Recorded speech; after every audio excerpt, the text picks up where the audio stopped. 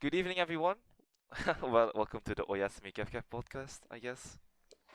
Welcome. All right. So, yeah, dude, our first podcast episode, bro. Are you hyped? Quite hyped, quite nervous, one might say.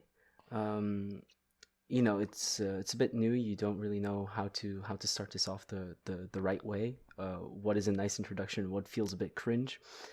But hopefully, along the path of time, we will find a better way to communicate and get to discover new aspects of ourselves in these conversations.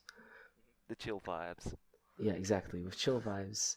Um, but yeah, no, it's called Oyasumi KefKef, which neatly brings us to I think the first point that we should get to, and that's explaining the name of Oyasumi KefKef. Yeah. So go ahead.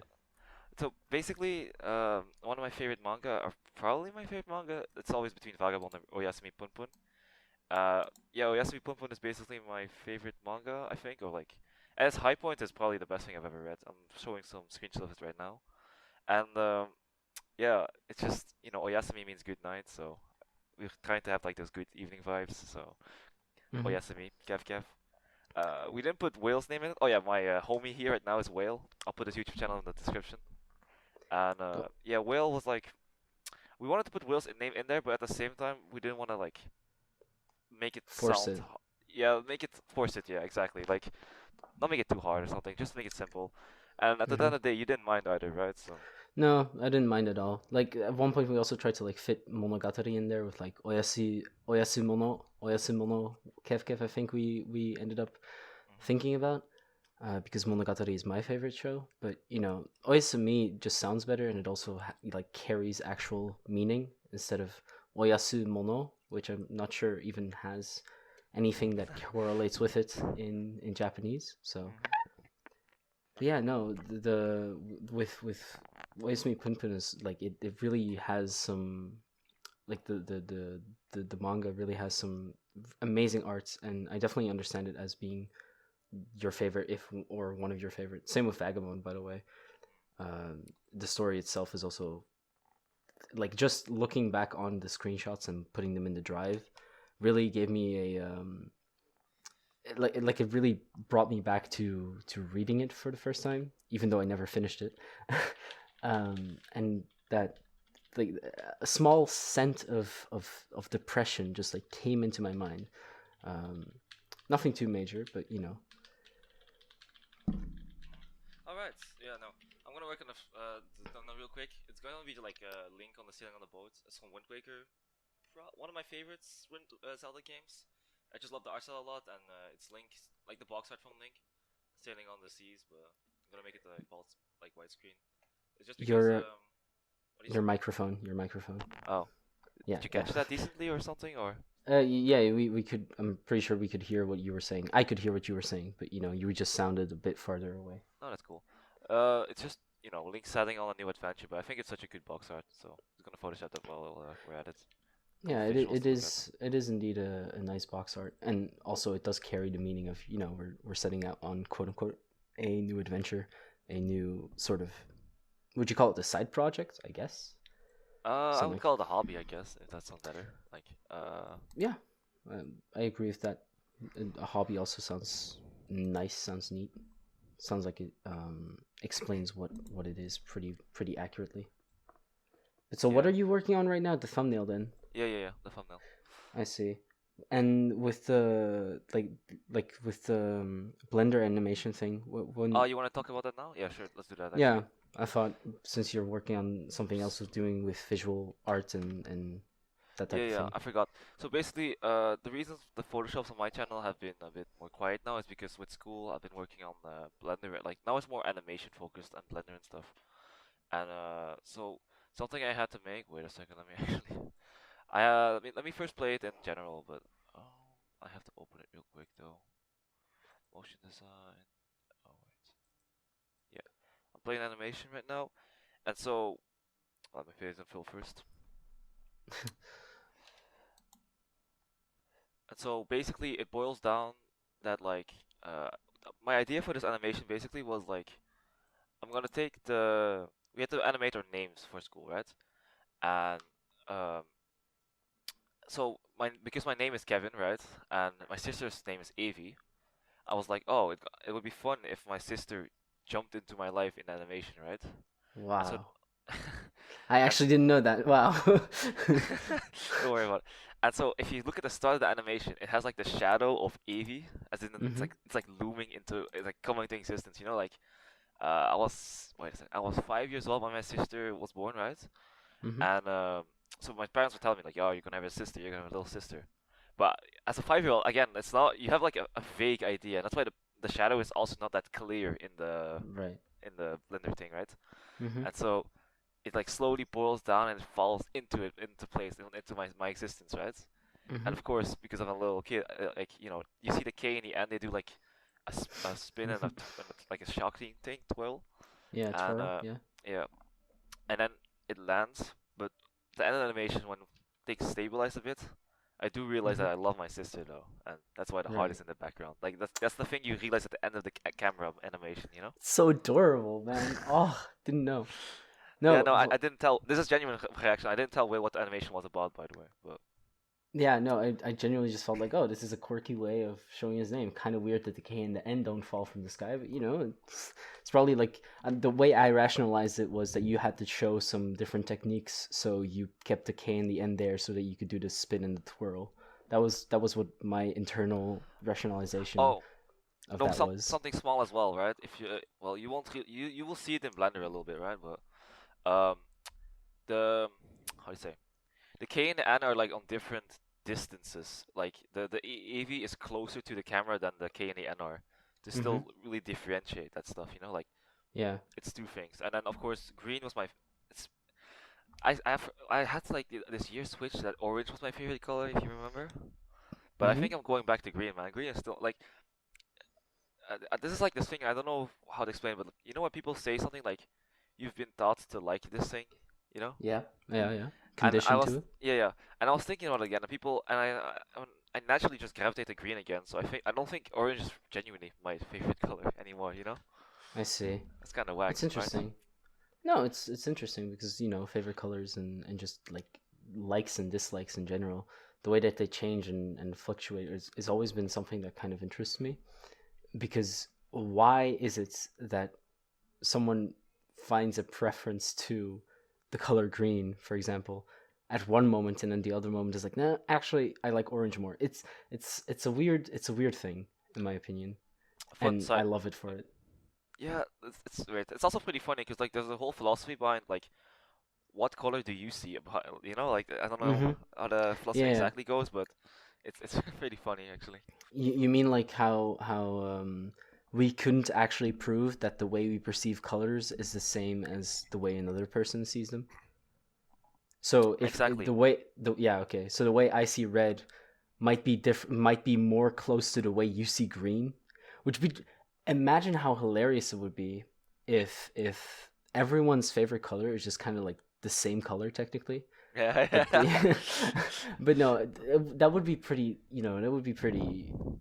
I don't I don't know how the science and the biology of it all is going right now, but I would assume that with the fact that we know which part of our eyes perceives color and stuff, and we can prove that people are colorblind and see colors in ways that aren't quote unquote normal, because of all those things, and because we can also like determine the spectrum of colors that other animals can see, like dogs and stuff. I would Uh, assume that science can somehow prove that the colors I see look the same as the colors you see. the isn't I would color just also based on the wavelength. intensity? Yeah, wavelength and intensity Yeah. of vibrations. Yeah, like. Mm-hmm. Yeah. So But I mean, I would assume it's all the same at the end of the day, but still, it's an interesting thought experiment. also, fun fact: you notice how my sister's name is in gold, right? Evie, right? I know she just likes gold. That's why I put it in gold, right? Mm-hmm. But I had to like in Blender. Oh my god.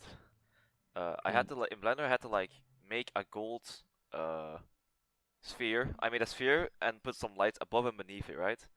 And then I just messed around with the properties of it so I could get the gold feel. And then Oh, later on, interesting. I copied that material and put it in my sister's name. Hmm. Interesting. And something else in anime. Well, you won't see this, right? But ironically, well, you see it maybe later on in the recording. But my camera is actually on a perfect circle. So imagine like a circle that cuts right between the V, right? But it's way Right. bigger, and it just slowly falls over downwards, over the animation side. I think I understand what you mean. Not 100% sure, but I'll see it in Yeah. post, I guess. And then of course that's the infinite background. Nothing too special about that, Right. especially if you're experienced in Blender. But yeah, that's what I did for my project. It took, dude, guess how many hours that took me, bro? I would say like 5, No, 4, more, a lot more. 10, 15. I think around 20. 20. Wow. But then you also have to render it, which is like 3 hours. Yeah. Okay. I do know that rendering just takes like forever. Ironically, I rendered it a bit wrong, so I had to re-rendered like the last Jesus. half. So it was another like few hours. Wow. Yeah, Actually, that hearts shape, right? Is that like because there are certain shapes in Blender that you can just like plop down and they are the shape no, that they are. it's self-made, but it's not too unique. I see. The thing, also something with the heart. This is something I learned like a year ago, and it's one of my favorite things I learned about imagery and stuff, right? Is if you make something too big, your brain just has to fill in the other thing, right? And so that can make something more interesting.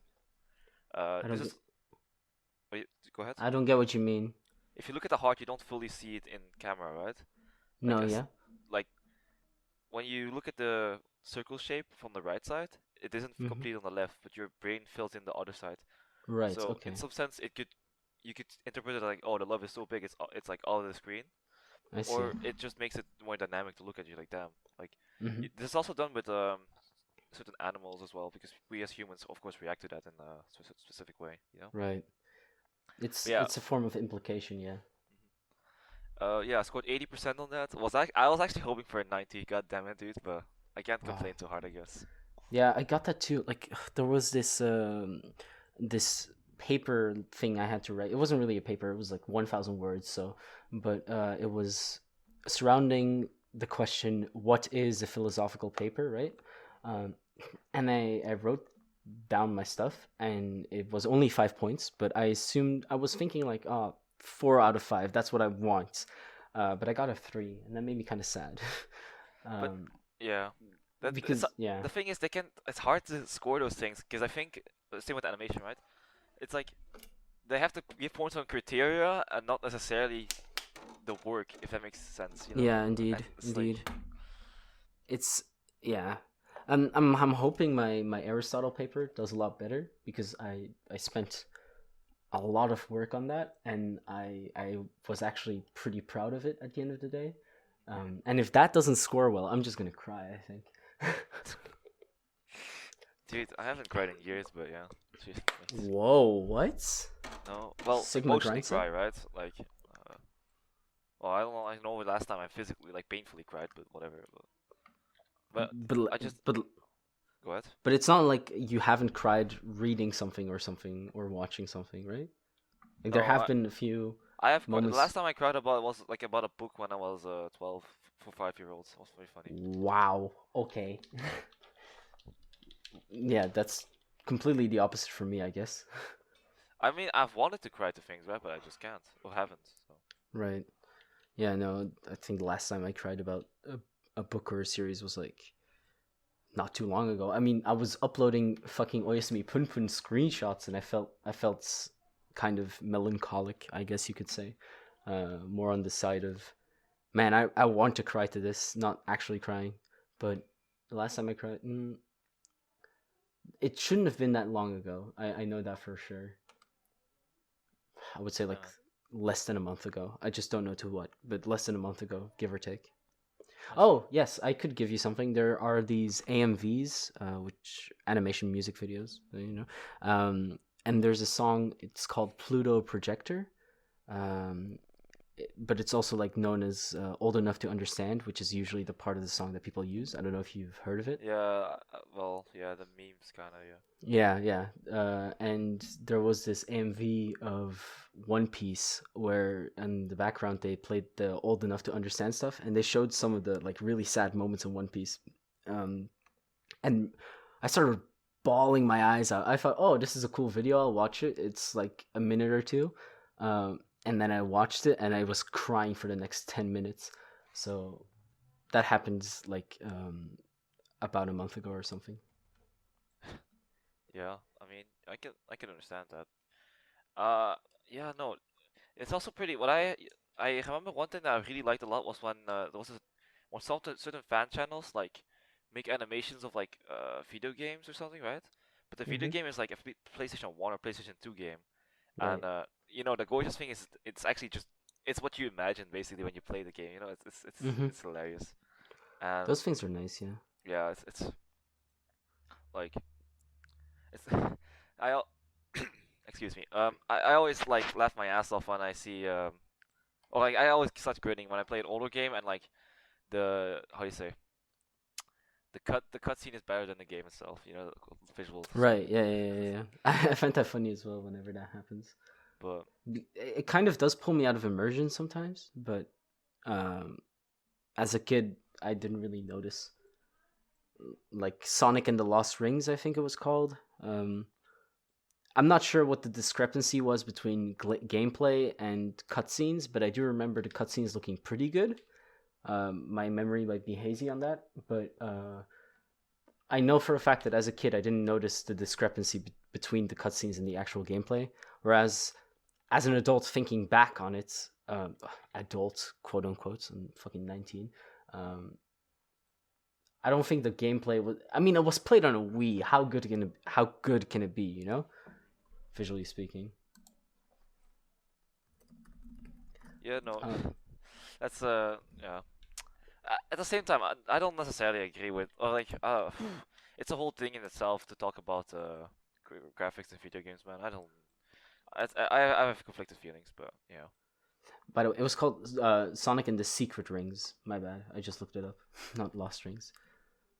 But yeah, no, it is indeed an entire topic on its own. So I think it's best if we Yeah, go ahead, um, man. round off the Blender escapades and move on to the next point that we had written down in our preparation, which is why did we start this entire podcast thing? Yeah.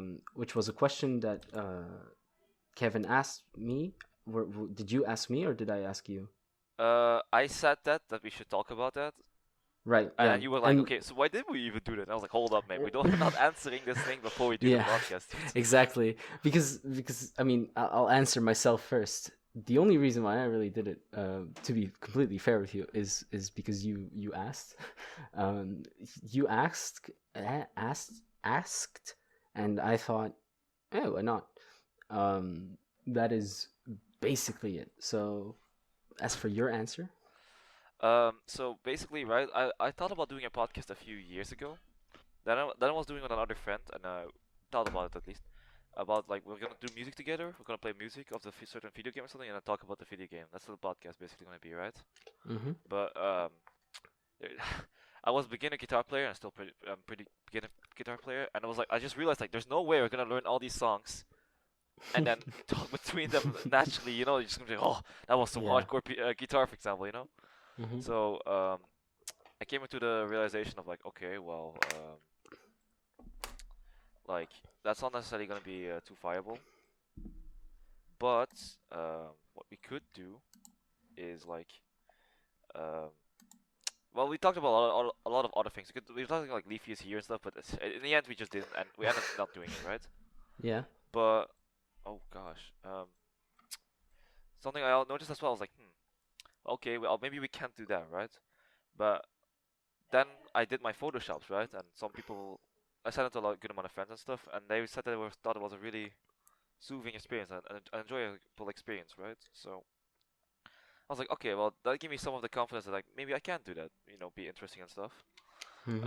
and actually like watchable for longer periods of time. And so I was like, okay, well I think I can do that. That's pretty fun. And then I stumbled on your channel. I was like, oh yeah, well you kind of seem to hit the same demographic. Why don't we do that together? We already have.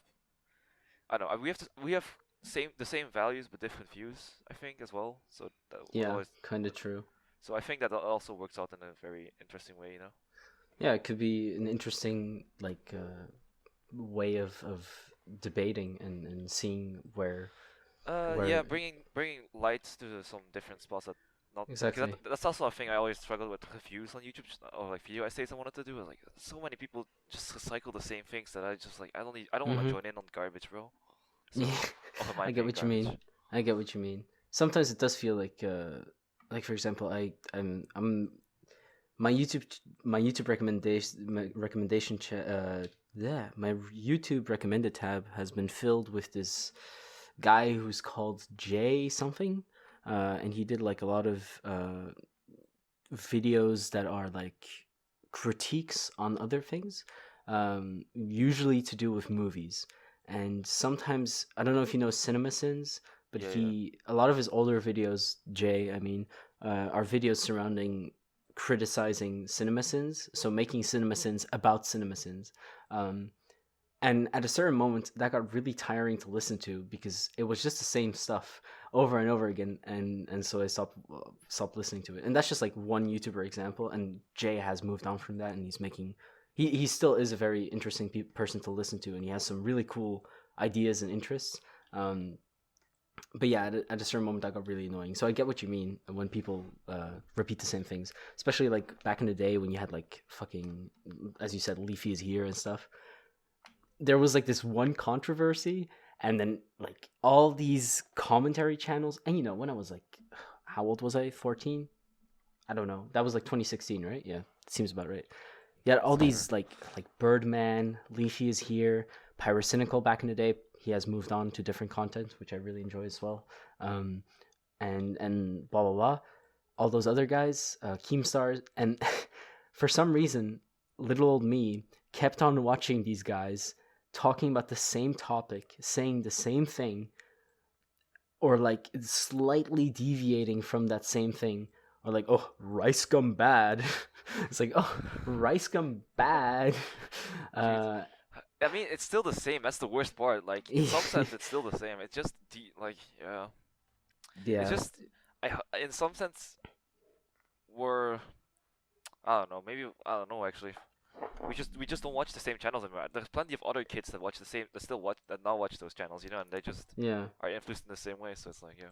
Yeah, you have like Sniper Wolf, who's similar in that regard, and I forgot the name of the YouTuber, but he does like skit Dawman. Dawman, that's what his name. That's what he's called. I'm not sure if he's still like popular or whatever, but not too long ago he was relatively popular. Dawman like makes videos that are supposed to be positive messages, so they have like the good intentions. So for example, you have some videos where there's a nerdy guy and a bully guy, and the bully guy buys all these expensive ass things and stuff, and the nerdy guy buys all these, like, he saves his money and stuff.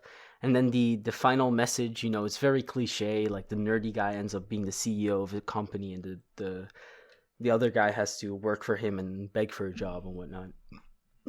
And that's fine, it's a positive message and all that, but at the same time, the way he presents it is very, very not nuanced.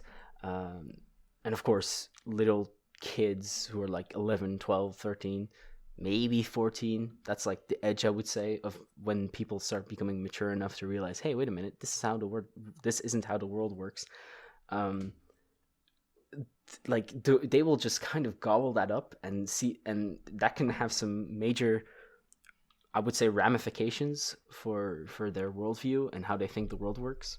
Because if you Yeah. have this overly positive, sorry if I'm talking too much, but No, if no, you have no. this overly positive viewpoint of like, oh yeah, this is a meritocracy, and if I just put in the work, put in the hours, take what's ours, I can make it big like all these big YouTubers. But unfortunately, the world is full of marginalization and discrimination and all these other hurdles that keep you from really doing it in such a simple fashion. Because if it was so simple, nearly there wouldn't be a concept of the 1%. Nearly everyone would be at really high footing, or like a big majority of people, at least, not necessarily nearly everyone, but like around 50% at least, I would say. Okay. Anyway, Yeah. Yeah. that was the It's always hard to say, like Yeah, I mean, I get what you mean. It is a little hard to Because at make the same those. time, for example, I study partially what I study is, or like learn about is like, oh well, this is like good marketing and this is bad marketing, but and then in some sense you can maybe that's it's hard to say, but um yeah, some things are like, oh yeah, you can see what it's no surprise that they became successful, and that's maybe better said, you know? Right, yeah, I get what you mean. There are some things indeed where sometimes you indeed do stuff that is just like, yeah, of course that's going to get successful in this modern climate with the way you're catering to the, like, for example, the COVID pandemic that's going on right now, and the increase of stocks that Amazon and other delivery companies are getting. Yeah, of course that makes complete sense. You know, of course they're doing well right now.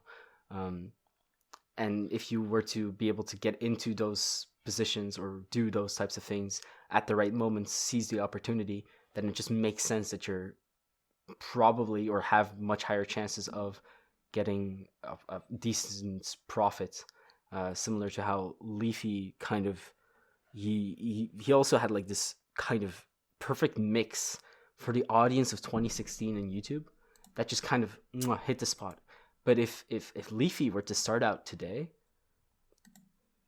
I mean, obviously, if his Yeah. name is now so big that if he comes back again, there's going to be like a little bit of a shoot up in his views. I'm not sure. Didn't he stop a second time? I'm not sure if he kept Yeah, going. yeah. Well, he got banned as well from because he insulted Pokemon or criticized Pokemon. Better said. Okay, that's pretty So, funny, but okay. dude, it was actually so dumb. No, I, it's a problem as well because like YouTube just said like, oh yeah, it's against it's against our policy that you bully women or something. And then, but it's like okay, I don't condone his behavior, but at the same time, it's kind of censoring of free speech. I'm not sure what the video itself was, but you know, there Uh, is a different. Like, I'm well, not sure how he quote unquote I watched attacked it her. and it was mainly like, oh bro, you're a simp. She has a boyfriend. Stop simping. You fucking loser. That type of stuff, you know? I see. Yeah, I don't know.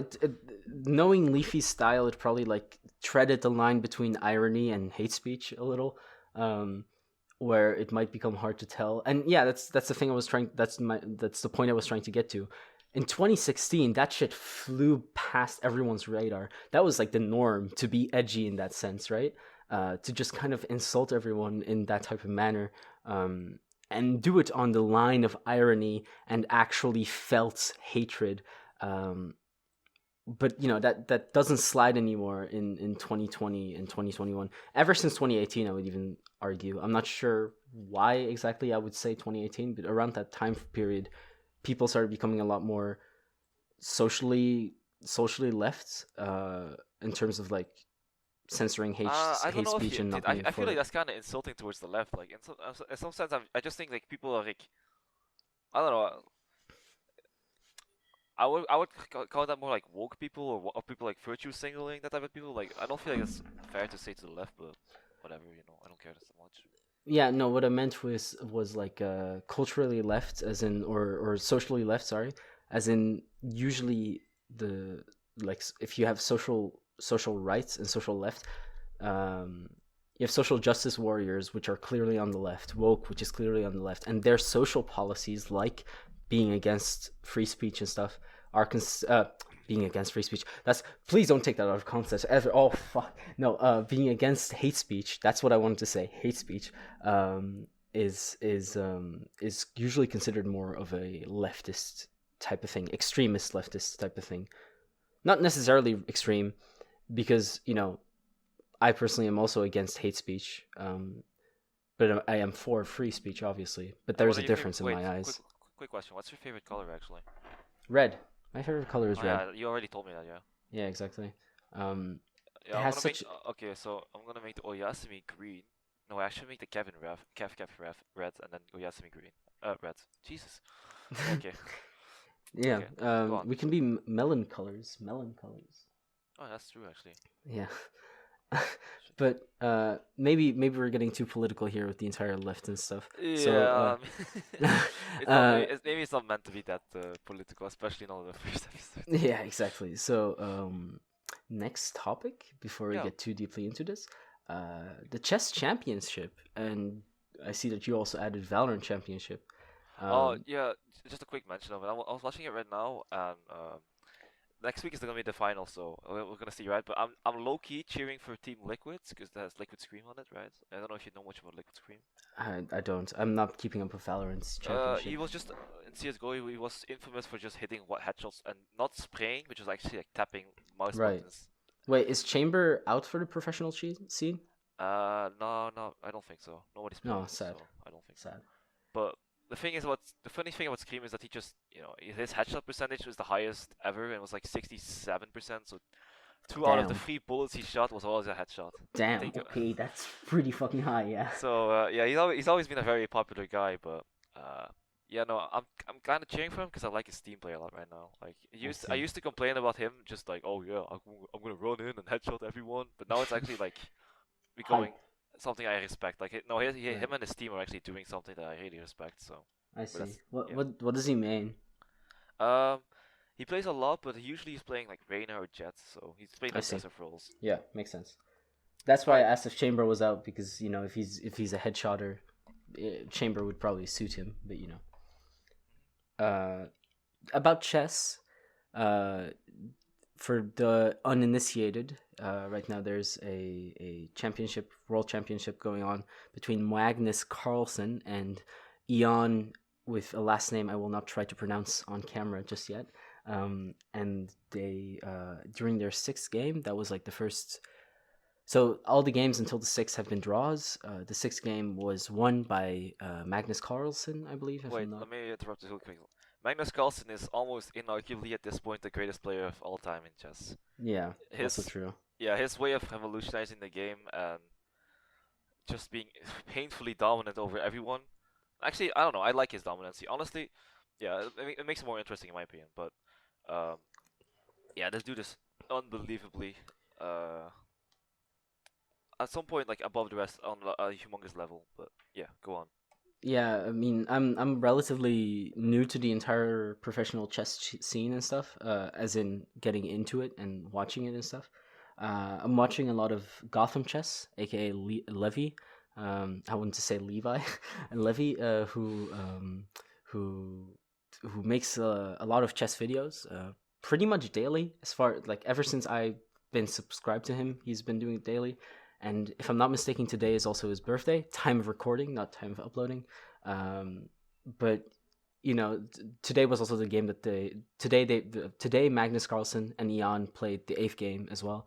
And yeah, he's been doing like daily chess videos and stuff, and he's been giving recaps of the chess world championship, in which he goes to Fabiano and all the other like chess commentators, and he watches those throughout the day, takes notes, and then he combines kind of like what everyone was thinking, or not everyone, but the guys that he watched was thinking, along with his own thoughts, and it's very informative as well, because he kind of he shows you what the ideas were, or the potential ideas that the chess players were having while they were playing the moves that they were playing, or what were alternative moves and stuff. So during the sixth game, which Magnus won, there was like this entire, like, it was a very long video. I'm not sure how long it was. I want to say 30 minutes, something like that. And a lot of it was just him spending time going into different lines and showing you how the game could have progressed and how it could have gone on and stuff, which I really appreciate, especially for someone as newbie at it as me. Like there are some points where I'm just like, whoa, I didn't know that was a good idea, like, because it's still quite a lot for me to take in the entire chessboard as once. And he also like oftentimes invites the audience to pause for a moment and try to find the best move in any given situation, and that's always fun to do. And when you get the best move, I at least I feel like super happy. I'm like, yes, that was the best move. And then Levy explains to me why it was the best move, and then sometimes I'll be right if it's like something short-sighted, like relatively short-sighted, like maybe 3 moves in advance is max, right? But then other times I'm just like, I just think, yes, this is the best move, but like for completely different reasons. And that's a nice experience to have. the thing about chess is I think about like I'm just like I'm really conflicted. But I have a little chess history by myself, by the way.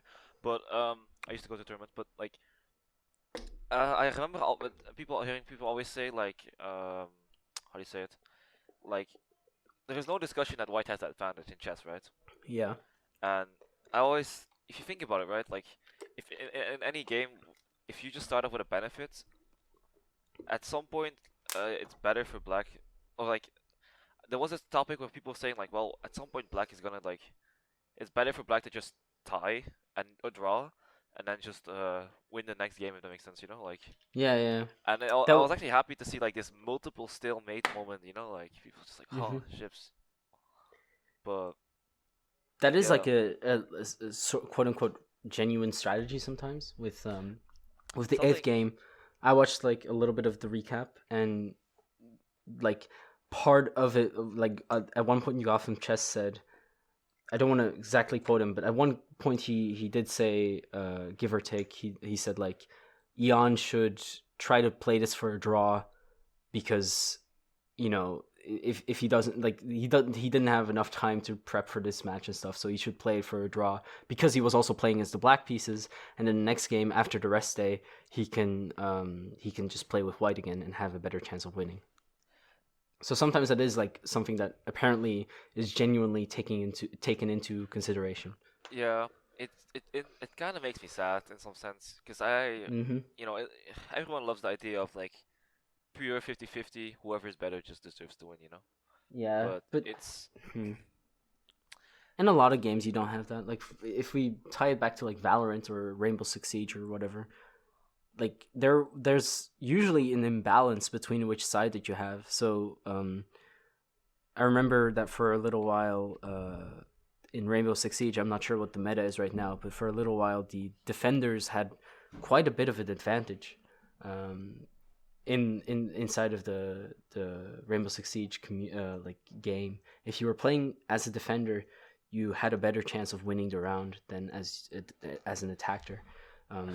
So it's the chess same. isn't. Yeah, it's the same in sports as well, you know, like I like well, even sports is arguably worse in some sense. If you look at basketball, like whoever gets the ball first, of course, right? But Hmm. outside of that, it's like well, basketball.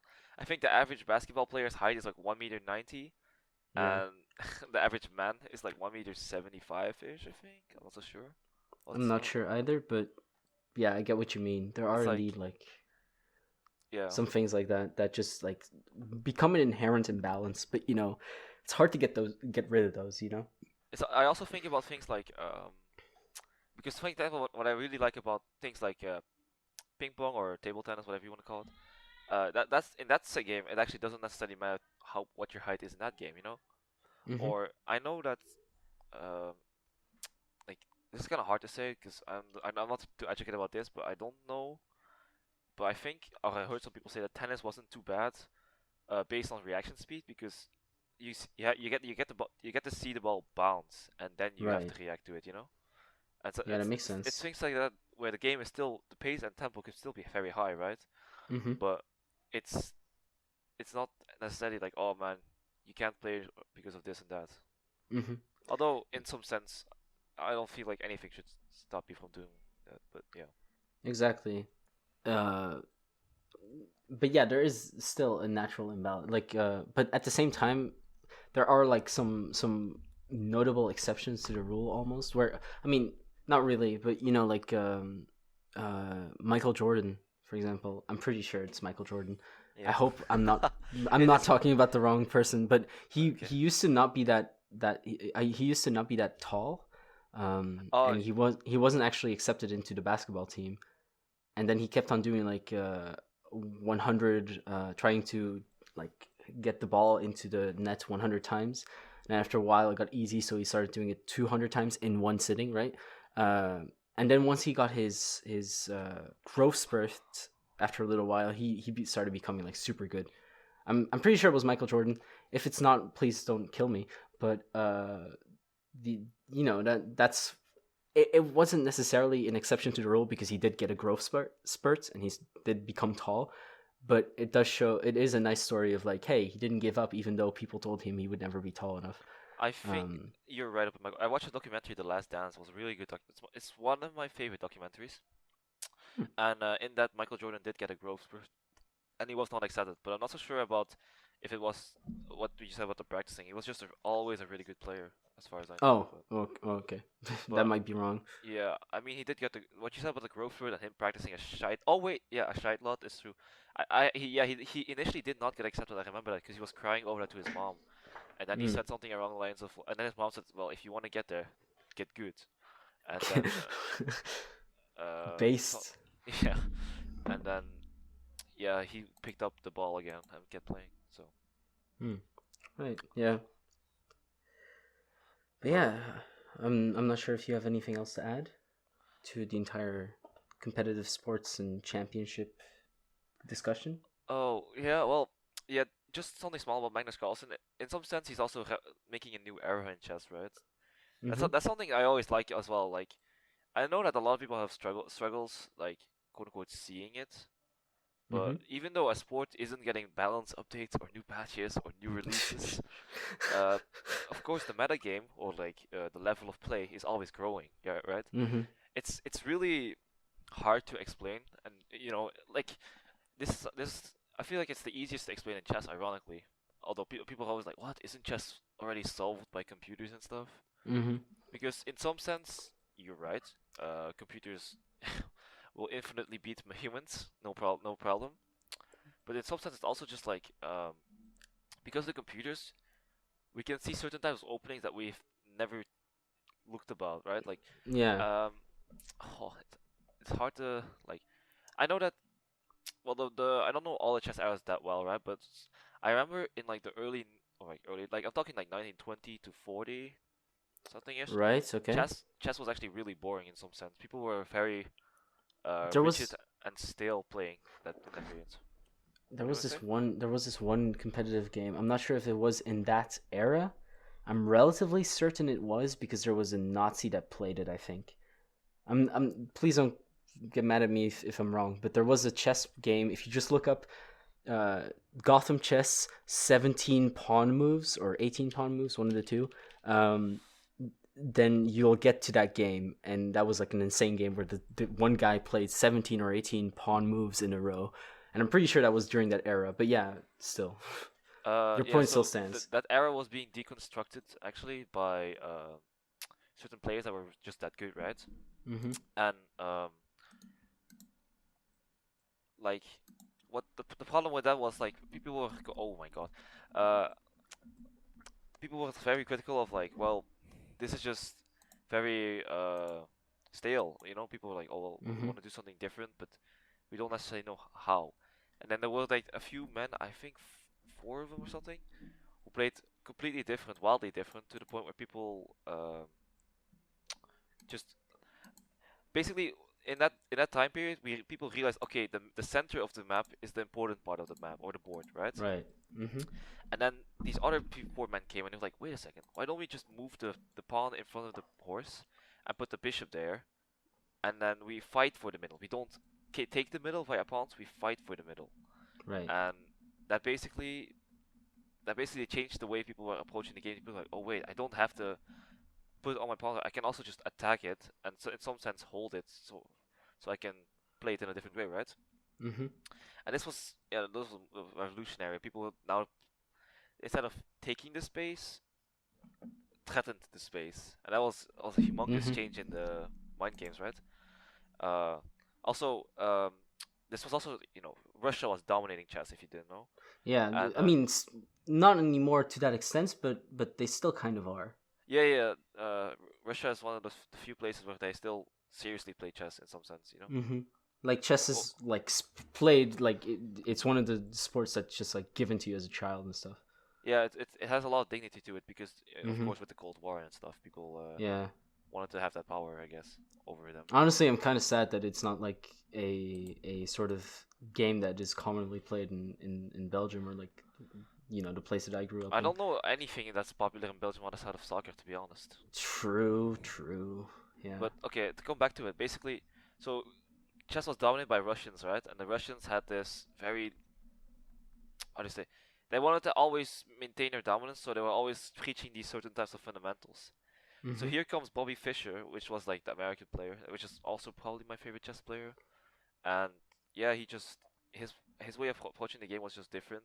Very like he also complained about it a lot, by the way. But he studied a lot of chess boards, a lot of studying, so you learn the best move, right? And Mm-hmm. what you can often do is like you can be like, oh, like the way I will beat this opponent or something is just because I know this board, and then when the opponent has to go off script, then it gets scary in some sense, you know. Right. Yeah. That And go ahead.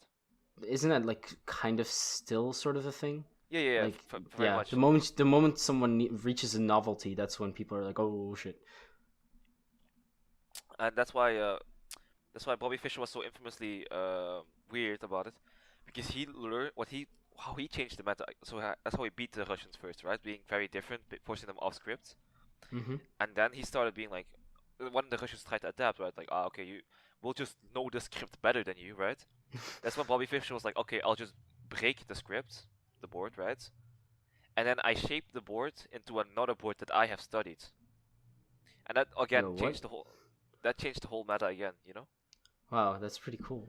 And then how Magnus Carlsen and a lot of other chess players are approaching it now is with via computers you can Mm-hmm.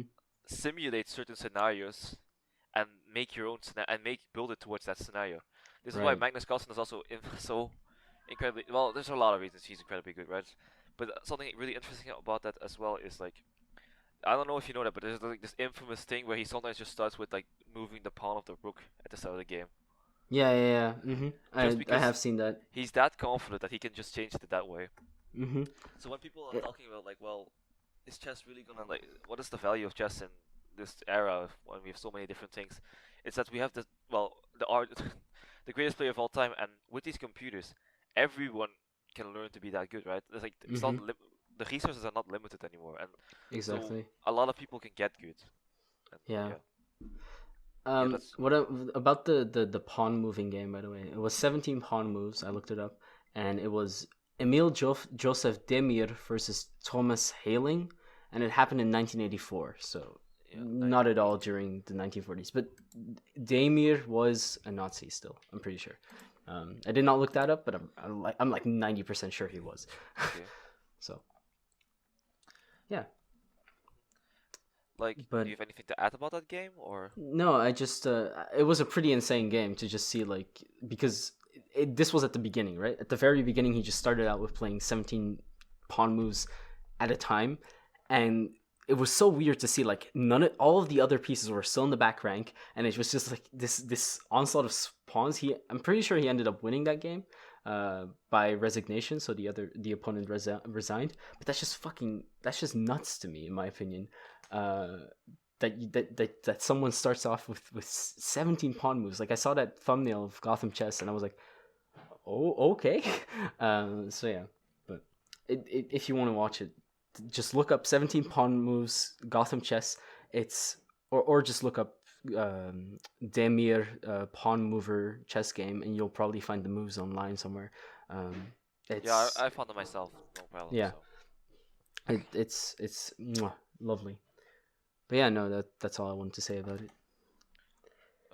Yeah, I just watched it and it's yeah, it's interesting. Yeah, it's indeed interesting, but you should like take your time with it maybe, and like try to see the logic behind the pawn moves. But yeah, no. Um, I think that's all, right? Is that all for tonight? I mean, seems like we're pretty much done with everything. We've discussed all the topics we had in mind. All right, So cool. Yeah, no, well, basically, yeah. If well, that's our first podcast episode then. So, if you guys have any like feedback or something, or things you would like to see changed, or just general yeah, feedback, we'll always love to hear it, right? Right, Will? yeah, exactly. You know where to talk, in the comment section, where you belong, scum. Anyways, Yeah, I hope the experience has been somewhat soothing. Me and Will only have one thing left to say, right? exactly. Oyasumi Oyasumi. nasai. Yeah. Have a Okay. good night, guys. Have a good night. Dude, that's the first episode done there, dude. What do you think? Yeah, it was. I mean, I thought I've talked a little too much, but it's fine. I'm just someone who rambles on a lot. I don't know, man. What do you think about the first episode experience, bro? I thought it was nice. It was some nice conversation topics and.